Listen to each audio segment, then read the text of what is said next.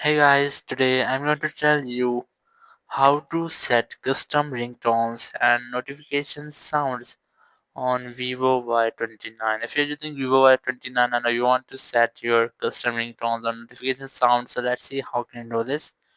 You just have to open your phone settings. From here, just scroll down and look for notification and sound or sound and vibration option in your phone.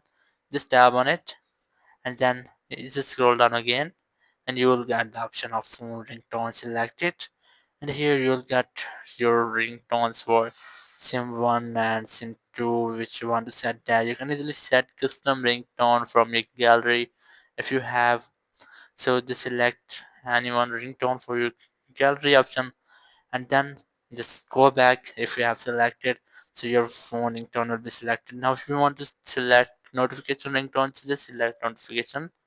From here, you have to select one of a lot of them. You just have to select them. But if you want to set your custom ringtones, you just select custom and it will open in your gallery of audios.